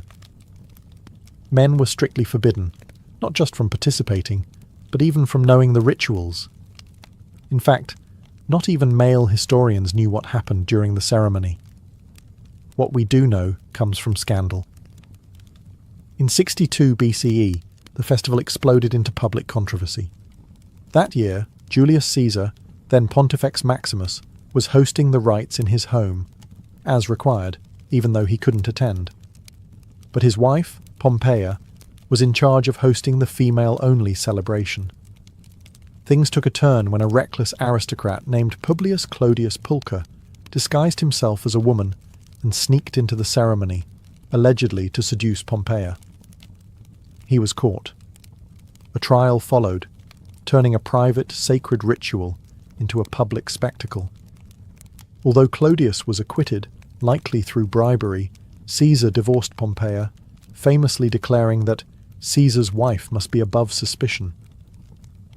But beyond scandal, the Bonadea festival reveals something rare, a sacred space entirely controlled by women, where their concerns, fertility, health, family, the rhythms of the body, were placed at the centre of religious life.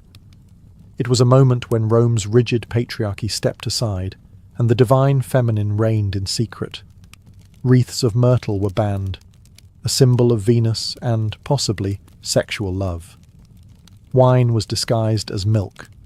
Music, incense, and offerings were made, perhaps even symbolic fertility rites. But no man ever saw them. No man ever would. And maybe that's the point. In a world that documented everything, the most powerful rituals were the ones no one wrote down. Because sometimes the sacred must remain unseen, protected by silence, and passed down only through whispered memory.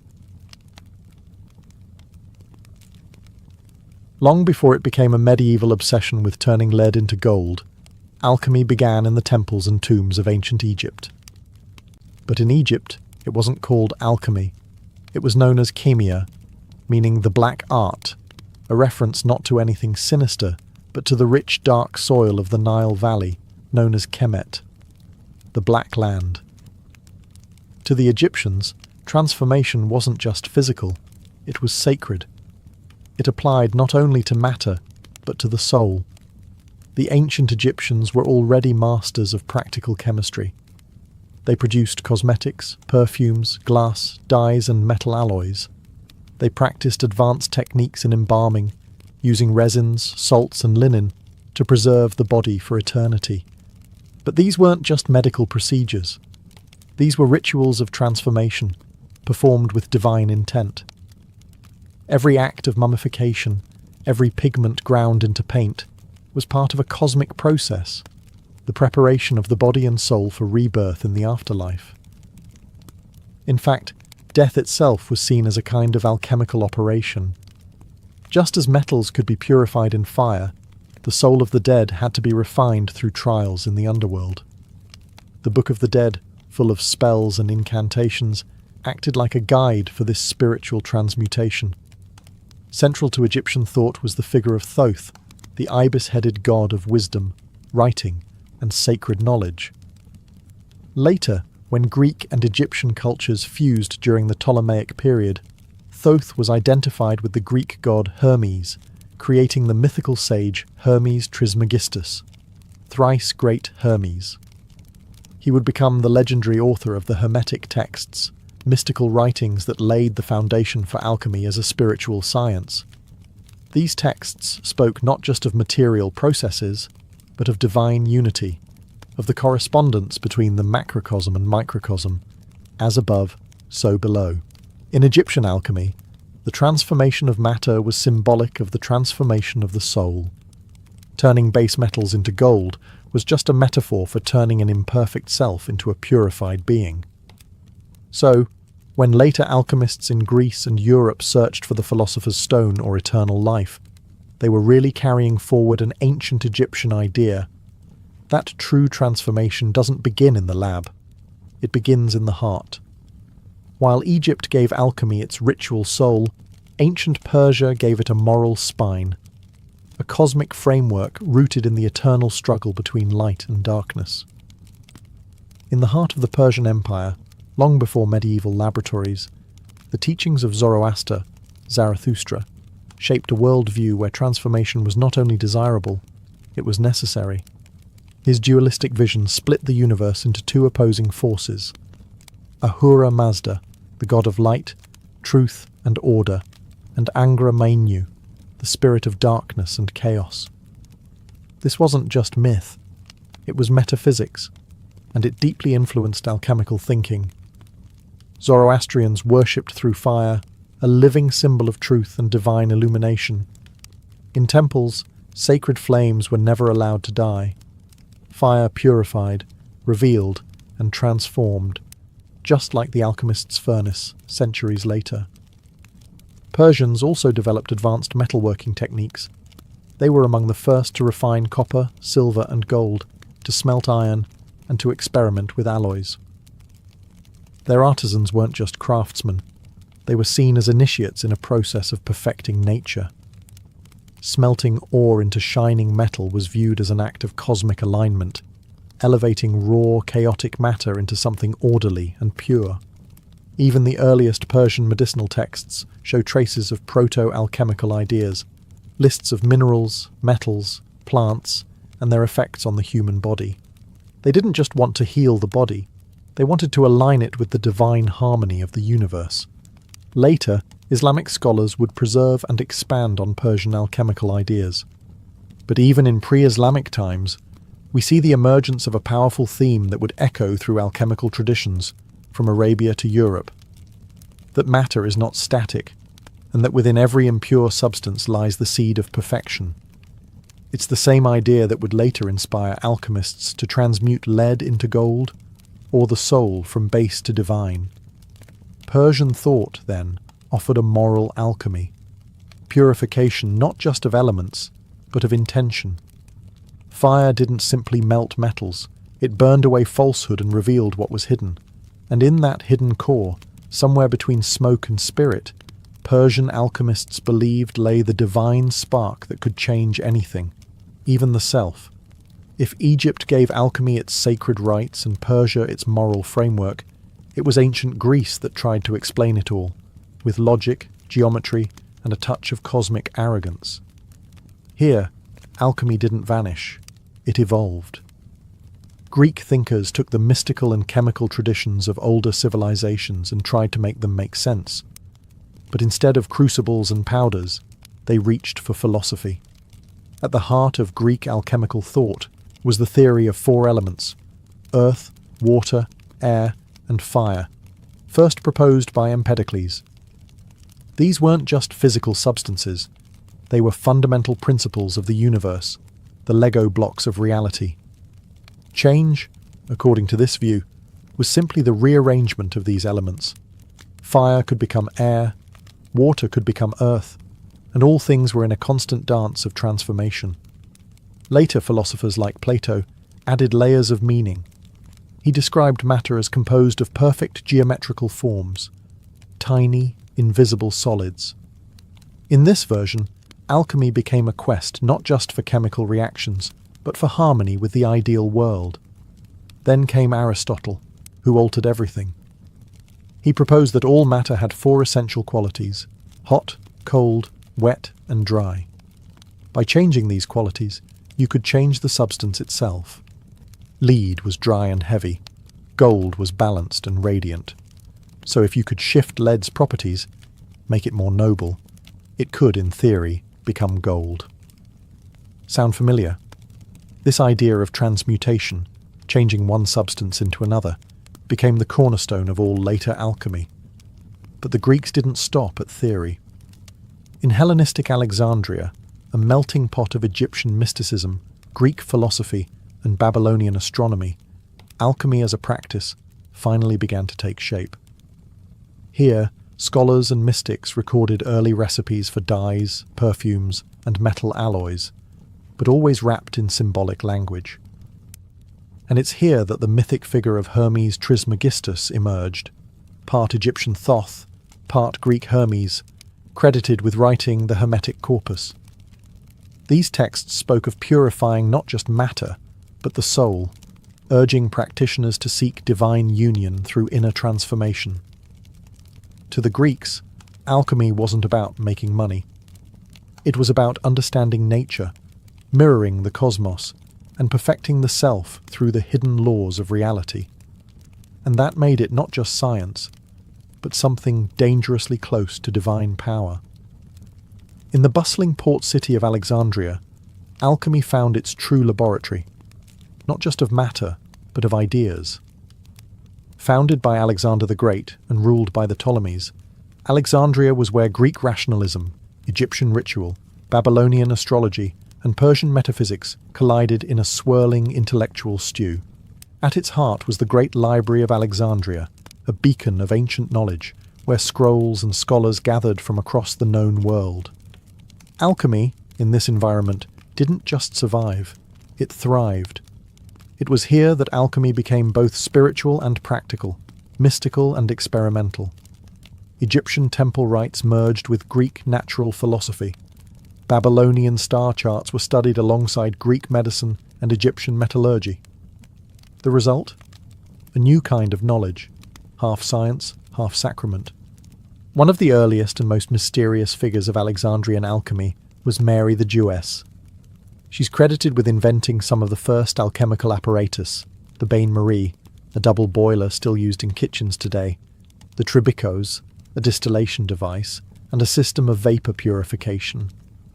Her work suggests that alchemists weren't just theorizing, they were conducting real chemical experiments.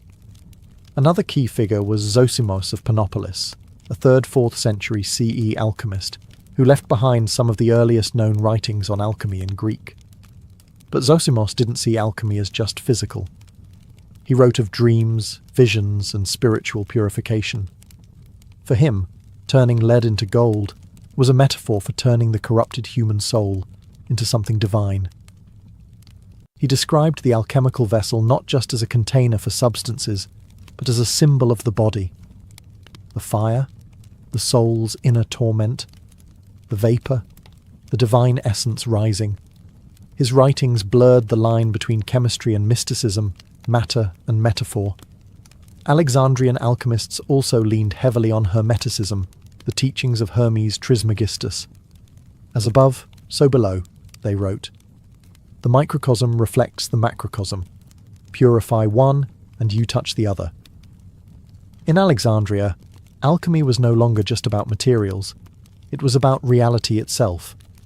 It asked not just what things were made of, but why they could change, and whether the soul could be transformed alongside matter. Alchemy had become a mirror of the cosmos, and of ourselves, and it was only just getting started. When the great library of Alexandria fell into ruin, and Europe slipped into the early Middle Ages, it was the Islamic world that became the new guardian of alchemical knowledge. From the 8th to the 13th centuries, under the Abbasid Caliphate, the Islamic Golden Age turned cities like Baghdad, Cairo, and Cordoba into centres of scientific and philosophical inquiry. Greek, Persian, and Indian texts were translated into Arabic at record pace, and among them were the foundational writings of alchemy. But here's the twist. Islamic scholars didn't just preserve ancient alchemy, they transformed it. Enter Jabir ibn Hayyan, known in the West as Geber. A polymath working in 8th century Kufa, he's often called the father of chemistry, though his legacy is steeped in mystery. Jabir's writings, which number in the hundreds, blended Greek elemental theory, Persian mysticism, and Quranic cosmology into a structured science. He introduced a systematic approach to experimentation. He believed all metals were composed of sulfur and mercury, not in the literal sense, but as principles, sulfur representing combustion and change, mercury standing for liquidity and volatility. According to Jabir, if you could balance these two forces, you could transmute one metal into another. He also introduced techniques still recognizable today: distillation, crystallization, sublimation, filtration, and calcination. His apparatuses became the blueprint for medieval laboratories. But Islamic alchemy wasn't just technical. It retained the spiritual heart of earlier traditions. Alchemy was seen as a path to divine understanding. Transforming matter was a metaphor for purifying the soul, aligning with God's order in the universe. Later alchemists like Al-Razi, Rhazes, and Avicenna, Ibn Sina, debated alchemy's legitimacy. Al-Razi supported it, emphasizing its practical medical applications. Avicenna, on the other hand, criticized the idea of transmutation, but respected the discipline's philosophical and ethical aims. Even in disagreement, they elevated alchemy into something more than a secretive craft. It became proto-chemistry, metaphysics, spiritual discipline, and moral philosophy, all in one. European scholars would later rediscover these Arabic texts, translating them into Latin and reviving alchemy in the West. But the soul of that alchemy, the belief that matter and spirit mirrored each other, was preserved, clarified, and systematized by Muslim scholars. And in their hands, alchemy stopped being legend and started becoming science. When the translated works of Arabic alchemists like Jabir ibn Hayyan, al-Razi and Avicenna flowed into Europe during the 12th century, something remarkable happened. A revival of alchemy, this time under the shadowed stone towers of medieval monasteries and universities. Europe had been in intellectual hibernation, but with the rise of translation schools in places like Toledo and Sicily, Latin scholars gained access to a treasure trove of forgotten wisdom. Among these were the alchemical writings, riddled with strange symbols, mysterious ingredients, and promises of transformation. The Europeans were hooked. To them, alchemy offered more than gold. It offered knowledge, power, and even immortality. The elusive philosopher's stone became the Holy Grail, said to transmute base metals into gold and bestow eternal life. But it wasn't just a material object.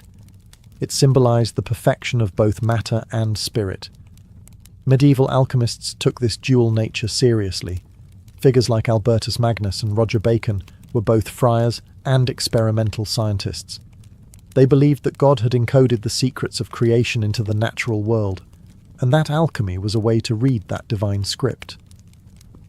For them, alchemy wasn't sorcery. It was Christian natural philosophy, a means to understand the divine order through the transformation of substances. Laboratories became monastic cloisters of fire and glass. Retorts, alembics, crucibles, and furnaces filled with substances like sulfur, mercury, antimony, and lead. Experiments were recorded in coded texts, full of allegory and metaphor, a tradition that made alchemy seem arcane and impenetrable. But beneath the symbolism, serious work was being done. One of the most influential figures of this period was Pseudo-Geber, a mysterious Latin writer who adapted Arabic works into European forms. His books became standard references for later alchemists. Another key name was Arnold of Villanova, who blurred the lines between medicine and alchemy, focusing on creating elixirs that could heal and rejuvenate the body. For all its secrecy, medieval alchemy wasn't underground. It was debated in universities, sponsored by princes and practiced by priests. Yet, despite its spiritual ambitions, many still chased the gold, sometimes literally, sometimes metaphorically. And so, medieval Europe kept the flame of transformation burning, one part faith, one part fire, and one part philosophical dream. As Europe emerged from the medieval era into the Renaissance, alchemy didn't fade, it morphed. It became more secretive, more symbolic, and strangely more mystical. Out of this fusion of Hermetic philosophy, Christian mysticism, and Renaissance humanism emerged one of the most curious movements in alchemical history, the Rosicrucians. In the early 1600s, anonymous manifestos began circulating across Europe. Fama Fraternitatis, Confessio Fraternitatis, and the chemical wedding of Christian Rosenkreuz. These texts told the story of a hidden brotherhood, the Fraternity of the Rosy Cross, founded by a mythical figure named Christian Rosenkreuz, who had journeyed through the East, learning secret wisdom before returning to Europe to quietly guide spiritual seekers. But here's the twist. There's no evidence the Rosicrucians existed as an actual organization, at least not at first. They were an idea, a symbol, and their influence was profound. Rosicrucian alchemy was not about making gold. It was about enlightenment. It combined alchemical transformation with Christian esotericism, seeing the purification of metals as a metaphor for the purification of the soul. The philosopher's stone became a symbol for Christ consciousness, inner rebirth, and union with the divine. Their manifestos promised a reformation of science, religion, and politics, a secret spiritual revolution that would lead humanity into a new golden age. But they offered no addresses, no names, no leaders, just symbols: the rose, secrecy and beauty, and the cross, sacrifice and transformation. This was alchemy as spiritual allegory, rich in metaphor, full of veiled references. The Rosicrucians believed that truth was hidden, not because it was forbidden, but because it had to be earned through personal transformation. Their ideas influenced scientists, mystics, artists, and poets. Isaac Newton owned Rosicrucian texts. Johann Valentin Andrea, thought to be the author of The Chemical Wedding, saw the story as allegory, yet it spread like wildfire through occult circles. By now, alchemy had become layered with meaning. To some, it was still about materials. To others, it was pure metaphor. To the Rosicrucians, it was a spiritual path, hidden in plain sight. And though their brotherhood may have been mythical, their influence was very real, whispering through the centuries that the true gold is within. As the 17th century unfolded, alchemy began rubbing shoulders with something unexpected: modern science. But it wasn't a clean break. The line between alchemist and chemist was blurred, and many of the figures who built the scientific method were, paradoxically, still chasing the philosopher's stone. One of the most famous examples, Isaac Newton. Yes, the same man who formulated the laws of motion and gravitation spent more time in his life studying alchemy than physics. In secret, Newton filled notebooks with arcane experiments, analysing ancient symbols and attempting to uncover the divine mechanics of the universe. To him, the cosmos was a divine machine, and alchemy was a language written in fire and gold to understand it. Newton wasn't alone. Robert Boyle, often called the father of modern chemistry, was also steeped in alchemical thought. His famous 1661 book, The Sceptical Chymist, challenged the classical four-element theory and laid the groundwork for chemical analysis. But Boyle also believed in the transmutation of metals, and saw alchemy as a valid field of inquiry. So, what changed? The key difference was methodology. Alchemy had long been shrouded in symbolism, secrecy, and spiritual metaphor. But emerging scientists began demanding clarity, repeatability, and evidence. They started shedding the mystical language in favour of quantifiable results. The laboratory, once a place of occult wonder, became a space of measurable reaction and precision tools. Alchemical instruments, crucibles, alembics, furnaces, evolved into the backbone of modern chemistry. The dream of turning lead into gold faded, replaced by the practical pursuit of understanding matter's building blocks. And yet, the alchemical worldview didn't entirely disappear. The notion that matter can transform, that systems contain hidden patterns, and that humans can shape the natural world through deep understanding, these alchemical ideas quietly endured. They simply dressed in lab coats instead of robes. By the 18th century, alchemy was largely dismissed as pseudoscience. But history isn't so tidy. The truth is, modern science was built on alchemical bones, and the alchemists, with all their strange symbols and impossible dreams, did more than tinker with metals. They asked the fundamental question, can the world be changed?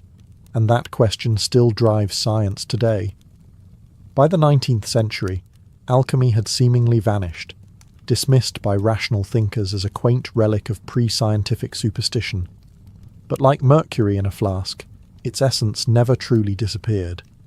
Instead, alchemy transmuted, finding new life in psychology, literature, art, and even modern spirituality. The most surprising inheritor of alchemical thought? Carl Jung, the Swiss psychologist. To Jung, alchemy wasn't about literal transmutation. It was a symbolic map of the human psyche. He studied alchemical texts obsessively, recognizing in their cryptic diagrams and metaphors a language of the unconscious. The philosopher's stone became a symbol of self-actualization. The alchemical process, calcination, dissolution, fermentation, coagulation, mirrored the psychological journey toward individuation, the integration of all aspects of the self.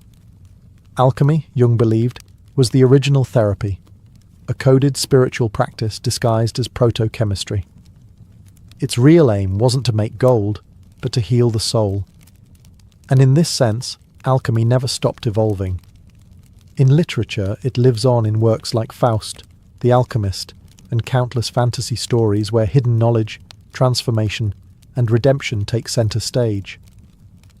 In modern spirituality, alchemy serves as a metaphor for personal growth. The idea that life's suffering, if refined, can produce wisdom and wholeness. Even in science, echoes remain. The dream of alchemy, to understand and master the transformation of matter, finds a curious reflection in nuclear physics, where elements really can be transmuted. The alchemists were wrong about how it works, but not that it was possible, and culturally we still chase alchemical goals, the search for a cure-all medicine, the pursuit of eternal youth. The fascination with the hidden, the symbolic, the transformative, the enduring power of alchemy lies not in its failed recipes, but in its imagination, its willingness to believe that the world is mutable, that what is base can become noble, and that knowledge, properly applied, can elevate both matter and soul.